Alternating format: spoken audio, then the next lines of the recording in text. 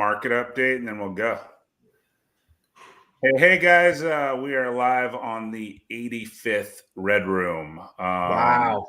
We are on my Facebook page. We didn't get a chance to reconnect Luke's Facebook page. We're on the Phoenix RIA. We're on the Viking Brothers YouTube channel, and we're in the Just for Flips YouTube channel. But if you are watching us on YouTube, do us a favor and do the like and subscribe and all that fun stuff. Hopefully my audio, they said my audio is a little bad, so hopefully it doesn't cut in and out. If it does, and I'll just listen to these smart people and just hang out and listen. But I know you're not talking about me. You must be talking about Tracy. Don't give me that much credit, guys. But for those that haven't noticed, we're probably on our highest inventory in a long time. I mean, it's got to be 10 years or more that we're been up in the 21,000 and change range. That's up from like 15.8 at the kind of end of July. So that kind of gives you an idea. So if you're panicking right now and you're just don't really know what's going on, just think that everybody out there is also just doing the same thing. So, but I mean, if you've watched any of our shows during the summer, during the spring, I told you it was going to be a very, very slow fall. It always is every election. So as you listen to this show, just go ahead and go 4 years ahead in your calendar and just go put big vacation, September and October, go do it. And don't worry about it, and then you'll plan ahead. But anyway, Tracy has jumped on with us today, so we're grateful to have her here. I've done plenty of fix and flipping. Luke does some fix and flipping, but Tracy actually teaches a fix and flipping school. And if you know anything about doing any education, you have to dial it in a little bit more than just let's pick this light fixture out from Home Depot and let's throw this faucet on. And so I have a question, Tracy. Did you have it lined out? How many houses do you still have on the market going into this lovely fall that we have here? Yeah.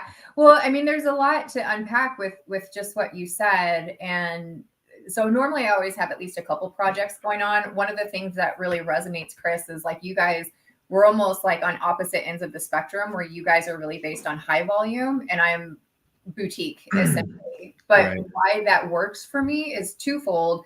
One, because there's a premium for a little bit more designer, I think, in terms of everything doesn't look cut and paste as far as the output. Yeah. And then also, truth be told, and for anyone that follows me on social media, I'm all about personal finances. So I don't have to have a huge business to be able to have a business that funds the lifestyle that I, want to build. And I teach that to other people as well. So that said, I normally only have a couple, 2 to 3 projects going on at a time. My students, one of them just sold her first flip yesterday. She just got her wire. Another student is under contract on hers. Another gal just bought a 4-plex. So I have students that are at different times in their projects. So I get kind of a good view of what's going on in other markets as well as this one and what they're seeing too. Heck yeah. Tracy, I got a quick question for you. Do you have a specific price point that you try to stay in when you're flipping or no? Yeah, man, I do. So I always, in as much as it's an enticement to get into the luxury space, just for egotistical and other reasons and margin reasons might seem like, oh, if it's this on this, it must be this on this, where I think you guys know, just as much as I do, that's not always the case. And if you're not really dialed into what that output and buyer profile is and their expectations there, it's a pretty dangerous game to play. So I normally like to stay at entry level and move up price point. That target has certainly adjusted tremendously over the last 10 years. I mean, I remember when, Chris, you guys were buying stuff at auction for $30K. You can't still do that right now? I know. Maybe a second lane an HOA lane that you thought was a first. Right. But yeah, I normally like to stay in entry level and move up price point. It's not always the most glamorous, I will admit that, but I think just in terms of your buyer profile. You have Yep. many different dispo, methods Yep. that you can use to purchase and to sell it. So it's just a safer realm. And it's just, I think, why reinvent the wheel if you know it works. Now, do you consider that like sub 400? I do. I mean, like Okay. I'll go up to 500 or 600, but I wonder what you guys think about this too, because I feel like the buyer profile changes around the $500,000 mark. It's typically they've owned a home before, their expectations might be a little bit different. Whereas that first time home buyer, it's just like, who you're selling to. Once you get that above 500, then I feel like once you get past $1 million, a lot of people have a lot more liquidity. They're business owners, entrepreneurs, a little bit different buyer profile for sure. Yeah, no, absolutely. We are in the same boat in the sense where we try to stay sub 400. I mean, even right now, we have, last time we were on here, I think we had 12 flips going, and the flips that at the time that we're still moving now are sub 400. Yeah. Exactly what you're saying. Every one of the properties that are like, that 500 to 800 range, that is the range, that is the price point that we're just not touching right now. Okay.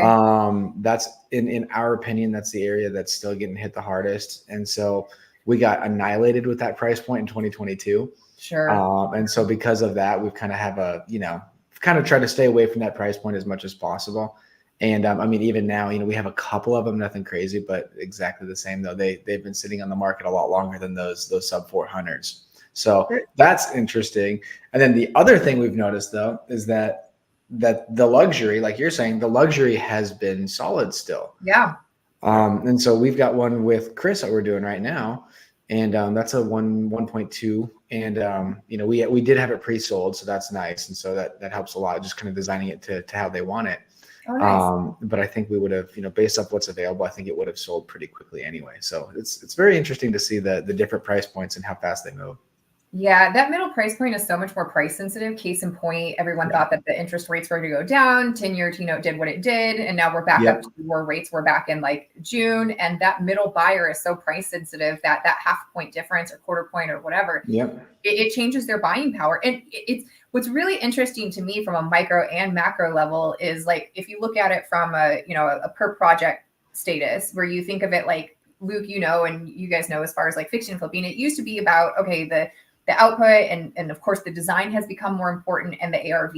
And now you have to consider concessions, more time on market, rate buy downs. I feel like, and my students are seeing this as well, where it's like they're beating you up on the Benzer. So we're having to like put more, like, from a remodeling and contractor standpoint, I'm having to think of like, this is exactly what a buyer's agent would come after. I don't know if they're trying to, like, I get how buyers are more sensitive, but I almost kind of feel like there's a little bit of like, I'm trying to earn my keep. The agents are like, I'm going to prove that I'm worth it. They are. This is why you're paying me. All right. I promise. I'm going to get you that new AC. Like, bro, we never said it was a new AC. It's perfectly, functional. It's only exactly. I'm with you 100% on that. I think that with the change of how they did the commissions, you're definitely seeing a lot more of that, because we even took out Sage's, my wife is an agent, so we took out buyers looking at houses in Prescott a couple weeks ago, and the amount of showings that you go on now where the agent is there, and it's like that never used to be that way. The seller agent is there because they want to make it seem like, I don't want to say make it seem like, but they want to make it really, show why, exactly what you said. This is why you need to be paying me a commission. Right. So they're opening the door and then letting you in. And it's like, you don't need to be here. Like, you really don't, because it just makes it a little almost more awkward. But anyway. Yeah. I have many thoughts on that, which is probably a discussion for a different topic. But on the macro level, we're also having to consider reading the tea leaves as a rehabber. On a good day, we're in and out in 4 months, 3-4 months, depending, right?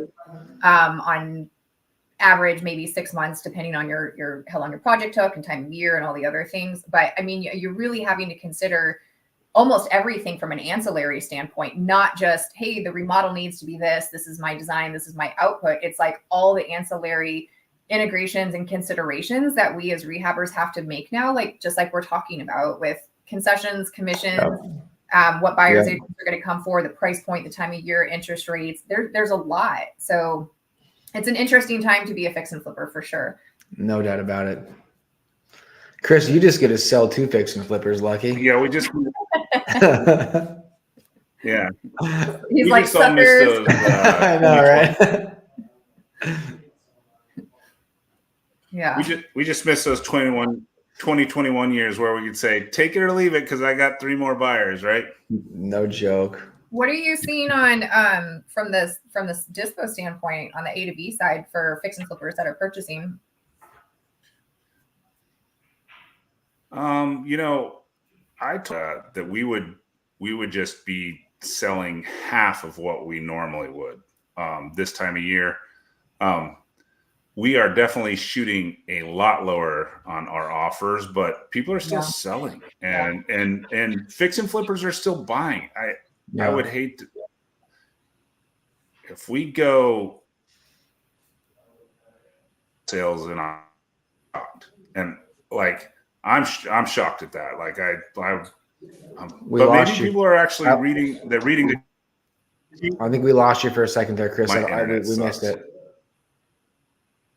Oh, you're good. You there? Back? Yeah, we just missed your numbers. You're on the Yeah. edge of our seat trying to I was listen to just what you're saying. saying. Oh, this is terrible. I just don't know if I should go out and go back in if it messes the whole thing up. That's the thing that sucks. I can hear you now. We just missed the numbers part of what you just said. Yeah, no, we're gonna wholesale 40 to 50 this month. That's not too bad.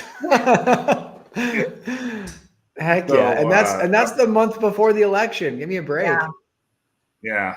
I was actually thinking about doing a stretching reel for next week after the election. Right? Wait for it. Exactly. No kidding. Yeah. Well, I think, we as investors, we've been trained to be unemotional, right? And it's a matter of when there's a lot of when there's a lot of tension in the air, I feel like it's good for us to be able to use that to our benefit. Especially if you're doing seller direct, to be able to something I've been telling my students is like, when you're talking to people, essentially like just let them off gas, however you feel about the election and what's going on. You can't deny that there's a lot of tension, but sometimes people, when they're in situations or, the anxiety that is kind of lingering around, do I put my home on the market? Do I have to? Do I need to? All the things. Like, I feel like it's really good for us to be able to come up with solutions in a time like this and take ourselves out of the equation to be able to do that, because there's still some really great buys, but it's just a matter of allowing people to, I think, take out their frustration on you a little bit. But if it gets you the price you need, then. Oh, I think you just hit the nail on the head. I mean, when you're having these conversations, when you're direct to seller, you have to have these conversations with these people, because, a lot of times, I mean, I probably get, 8 to 10 leads in a day that I follow up with. And majority of these people are obviously still retail. Yeah. But then, I'll let them know where we're at. And, a lot of times my offer is going to be $100,000 less than what you want for your property. And, they might think you're crazy, but it's like, you have to explain that to them. Like, we're in an election year. Like, there's the highest inventory that we've had, like Chris has said, in 10 years. Yeah. Like, this is not a seller's market. I don't know what to tell you. Like, I understand that you want retail for your house, but there's a good chance that if your pain point is timeline and you need to sell this thing right away, sorry, you're not getting retail. Like, I'm just being honest with you. Like, you've already been on the market for 3 months. I don't know what you think has changed. If anything, it's going to get worse because the election's here right now. So it's like, if you want to sell this property in the timeline that you're looking for, you're going to need to take a large, drop on your price. And so I think that, some people do actually appreciate, like, just kind of that straight, I don't want to say in your face, but just like that straight honesty of like, this, it is what it is right now. And, they might at first, maybe it's the first time you talk to them and they might, say whatever, you're an asshole, you're crazy. But then, when they call you back a month later and they're like, okay, nothing's changed yet. It's a little bit like, how's that working out for you? Yep, I think people appreciate that directness, especially if they're pre-foreclosure or they have something else lingering that has a hard and fast deadline. So 100%. No, there's no doubt about it. Mm-hmm. Have you felt that those conversations have been going better in way of them not capitulating, but agreeing to a deeper sales price? Or do you feel like yeah, I mean, we locked one up yesterday, and he had it on the market at 360, and he pulled it off the market because he wasn't getting, what he was looking for. He wasn't getting like the activity and everything.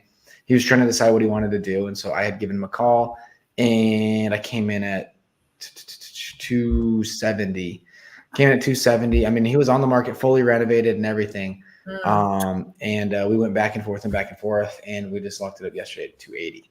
Nice. So I mean, like, he ended up being extremely close to my price point because he needed to sell. He wanted to sell. And I think a lot of times, a lot of these times sellers, a lot of times they are dumb, but a lot of times they're not dumb too, though, to where it's like, they know, they can see that there's 15 actives in their neighborhood. You know what I mean? Like, and it's like, those are things that us as buyers, and being direct to the seller, those are things that we need to use to our advantage right now. Because right now, when there are this many actives, and it's not a good thing for us, use it to your advantage. And the best way to use that to your advantage is to tell other sellers, your house is not special right now. Like, right. I'm not trying to be an asshole, but like, your house is no different than these other 14 on the market, and you're higher priced than them. Like, your house isn't going to sell.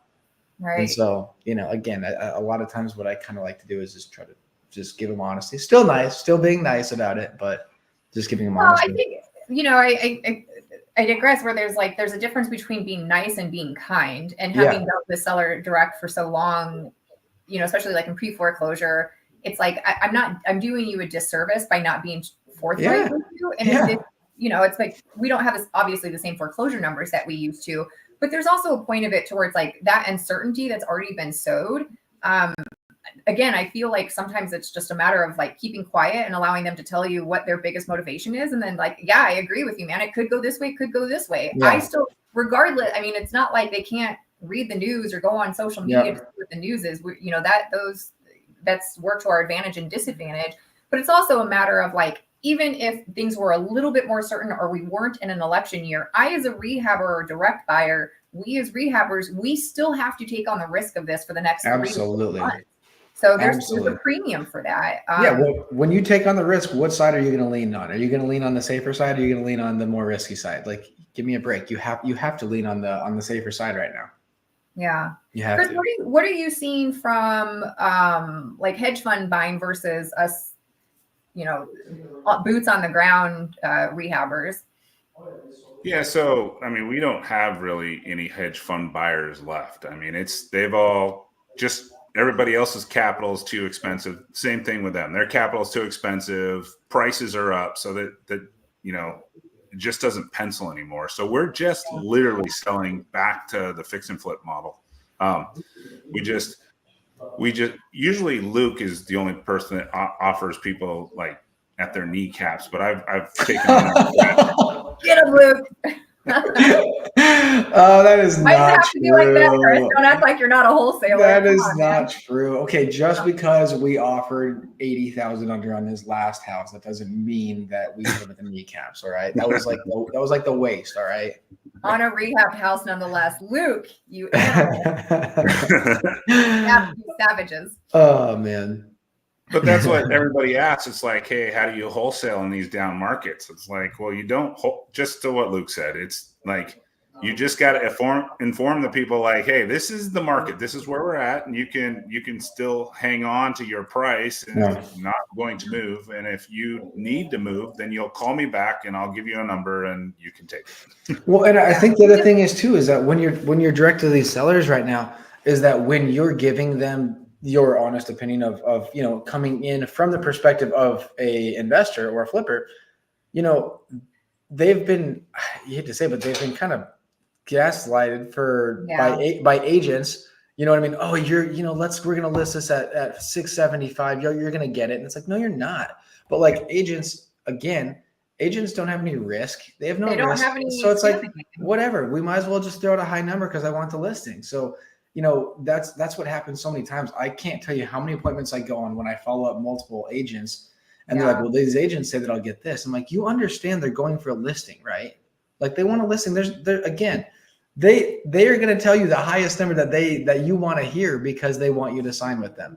Watch it sit on the market for the next 5 months after that because the number they gave you is super unrealistic. And now it's soured because it's been public and been sitting on the market. So now we have something else, another headwind to deal with as rehabbers when we do go to market. Yeah, no, exactly. And I'm not, and again, I love agents, but I'm just saying a lot of times agents, they don't, in my opinion, they don't go around it the most truthful or best way. Yeah, no, I don't. I can say that. So here's the question that if you haven't already bought some really deep buys, you should be able to buy some really deep buys here in the next 60 days. I mean, as soon as January hits and people start feeling the momentum, because seasonality kicks back in, right? But how many rehabs are you each going to try to buy in the next 60 days? I will need to look. I think we have, so I'm trying to look at my board. I think we currently we went under contract on another one on Saturday, so that was good. So we're under contract on 3, and I think we have 4 on the market right now. That's awesome. With 4 on the market, I think it's just going to depend on how fast those move. But I mean, we have kind of stayed in the last 2 to 3 years. We've 2021 we got up to doing about 25 flips at a time. That was too much for us. So much, dude. Yeah, and so we've been over the last 2 to 3 years, we've kind of stuck right around that 10 to 15 range. My guess is we'll probably stay in that range, but what you'll see us do a lot more of is we will start wholesaling a lot more over the next couple months. Yeah. I mean, if I have 2 or 3, usually everything's at a different point in the process, and that's enough, because keep in mind, like I'm GCing these, and so I'm kind of for sure, which can be mechanized to a certain degree. But to Luke's point, also, I think a big thing which I've been talking about a lot lately too is just optimization, and I'm kind of agnostic to whatever anyone's dispo is. Of course, I'm kind of a sadist, and so I continue to rehab, but it's also one of those things to where if it makes more sense just to wholesale it and take a little bit and not have to take on the risk and do that in volume, do that. Or can you optimize this as a rehab, put a little bit more design in it, and make 3 to 5 times what you would. But it depends on your risk level and your finances and your capital and that sort of thing. So I just think it's really healthy to have multiple tools in your tool belt. But as a rehabber, again, if I have 2 to 3 going at any certain time in different parts of the process, that's good for me.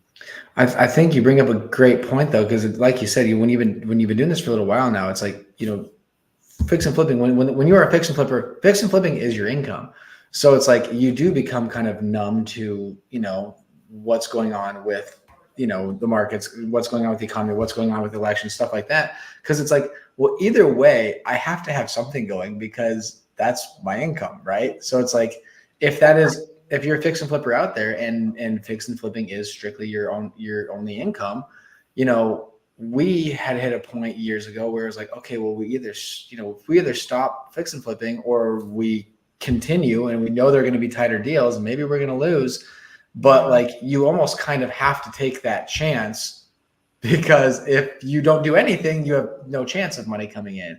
Where it's like, at least if you're still taking them down and maybe they're tighter, you still have a chance of, okay, maybe that buyer does come in and you make a 50K on one deal, and it's like, okay, well, now that helps a lot. So well, and you get the benefit of having it spread out and essentially like averaged over, if you have a dozen deals going out on it at any given time. I mean, I will say that has been with the end goal in mind, seen as how I used to work behind the scenes for other investors. So when I started doing this for myself, first few years were kind of touch and go, like figuring out which model worked the best. But when I let go of my license, went into rehabbing full time, really the thing was, hey, I'm always only going to be as good as my last flip unless I start taking some of this down. So I've been buying rentals since 2012. Heck yeah. And so it's like I have built myself the bandwidth to be a lot more picky about deals. Heck so it's like I don't have to be high volume. And it's really interesting, especially when I'm on stages like with guys like you, to where it's like, hey, I don't need to be high volume. And I feel like that's almost the antithesis of what is normal to say. Like you need to be this many flips. I just want to add another voice in that spectrum to say, build as big as you want, but how many people have you seen mechanize a fix and flip business to sell it or be able to run it really quickly? And it's like, you almost have to have enough volume to make the averages. But I mean, if anything showed how much that can't work is like Zillow. Again, that's another no, for sure. It's a really extreme example to make a point. Right. And so, for anyone that's watching, please don't feel like you have to be a huge fix and flipper. if you have your personal finances in place and you have, you know, an end game in mind with what your business is supposed to do for you, you don't have to do a ton. I mean, Jesus, the fact that that our prices went up to where they're at. I mean, if you make a 40K rip on a couple deals, that's more than the average household income in most areas. 100%. So we on our YouTube channel, we literally just talked about this on our last video of how you can, you know, so we got a buddy who his wife just stopped her full-time job, and they're going to do, you know, a couple of fix and flips here, you know, a couple of years, nothing crazy. And we're just talking about the fact of how exactly what you said, you don't have to do high volume. You can do 1 a quarter and say that 1 a quarter is 25K. You just added 6 figures to your income. You know, you just added 6 figures to your income by doing 1 a quarter. And, you know, 1 a quarter, like if you get a couple pieces in place that can kind of help you, you know, whether it's a contractor or whatever it might be, that's not going to be, and I don't want to say this, but it's not going to be super, super difficult. Like you can definitely manage that. And so it's like you just said, that replaces multiple incomes a lot of times. And so that's why it's really cool. And you don't even have to quit your job. Like I probably 60 to 70% of my students still have, even if it's like in or around the industry, most of them still have some sort of career. And I'm the last person to say, hey, burn the bridge, tell your boss to jump off a cliff. Like if it makes sense, stay with your job, or if you hate it that much, like come up with a transition plan. But even if you're doing 1 a quarter, you can manage that essentially part-time if you have a good GC in place for sure. Absolutely. Now, do you on your students, do you direct them to like any kind of CPA? Because obviously if you're a W-2 employee and you had a fix and flip business, like it creates a lot more tax advantages than just having a good old W-2 income. I do. That's one of the first things that we talk about in Flip School is having your entity set up correctly. Obviously, I'm not giving any tax or financial advice, but I have referrals within Flip School that I direct them to, because that is an important aspect. Even when we do calculations on a flip, you know, I'm always encouraging them to look for about a 10% profit. But, you know, I'm like, hey, I don't know what you pay in taxes. It could be more or less than what an operator would do that's in real estate full time. So just make sure that you know that. But I also really encourage people like, hey, lifestyle doesn't change on the first few flips. Like, do you have debt? Do you have college loans? Is there anything that you're saving up for, you know, paying off your car, for instance? And so I really try to encourage people, we're not buying Rolexes yet. We're not moving up. Like, keep your lifestyle the same. Where it gets really dangerous is when people pop off and they get those 5-figure paychecks and all of a sudden nothing can go wrong. They get into a $1 million property instead of a $400,000 property, and then they lose it all. And it's like, I give them the blueprint, but it really takes, you kind of have to deflate your ego and take the emotion out of it to say, what's the end goal here? For sure. Do you teach any seasonality? Like, hey, like buy in November, December, like, I mean, because that's a huge part of the game that people just miss, right? It's like you should never go with your 5 listings in September. Right. Yeah. It's kind of a double-edged sword, because you can't predict when someone's going to go through a divorce or need to move or be really motivated. So like Luke, you're seller direct, you get this all the time where it's just like, I'm only going to buy in January. Well, we can't, we have to buy when, you know, the iron strikes. But on the other side of it, I'm always encouraging my students, or whenever I, talk to people, like, listen, don't slow down at the end of the year. You are setting yourself up for spring selling season. And in fact, when people need to sell, they're going to stay on the market this time of year. And in an election year, like double whammy. Like I'm kind of a kid, around Christmas, literally and figuratively, when it comes to buying at the end of the year. I love this stuff. So it's kind of a fun game to me. Other people kind of just want to let off the gas and maybe hang tight. And I get that. If you have a lot of family stuff going on and your bandwidth isn't there, that's one thing. But man, if you can just pick up one deal Q4 of the year, especially in an election year, and you make a, 40 or 50K rip on that, like that can be life-changing for many people. Or, give you a lot more padding, or just, Merry Christmas, Happy New Year for an extra paycheck. Well, and like you said, you don't, because I think you're spot on. I think a lot of people take, a lot of times you'll see like agents and people in our industry take November, December off. Yeah. And it's like, I understand, like you said, if there's family in town, if you got a lot of family, whatever, okay, you could still be perfectly fine with 10 days with family. Okay. You don't need to take 2 months off. You don't take 60 days. 10 days is perfectly fine. Take from the 20th to the 1st off, whatever it is. But we have historically we've always tried to kind of press the pedal to the metal a little bit harder at the end of the year. Yeah. And the reason being is because the first quarter for us is always our best quarter. Sure. Historically, the first quarter has been our best year, I think, the past 7 or 8 years out of 10. So, I mean, like, we've had a couple of times where the second quarter ended up beating the first quarter, but majority, the first quarter is always the best. And so if you take your foot off the gas for those 2 months prior to it, Right. it's not going to go well for you when other people did keep it going. And so they're going to have a huge advantage over you, where if you did stay, calling and doing all the things that got you to the point where you're at up until that point, you're going to have a really, really good first quarter.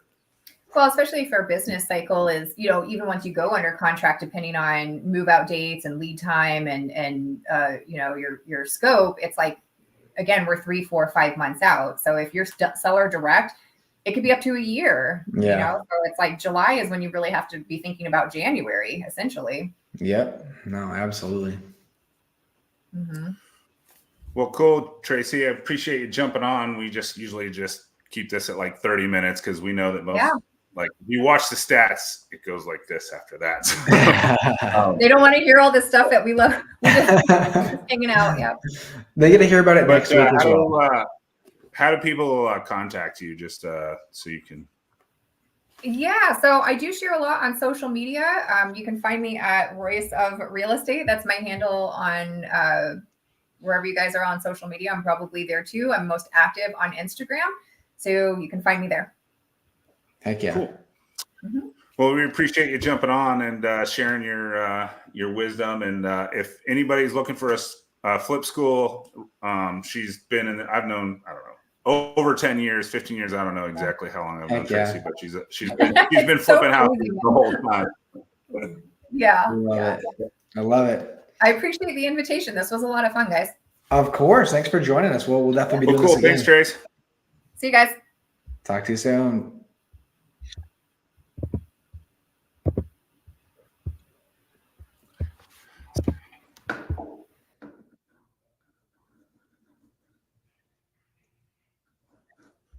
All right.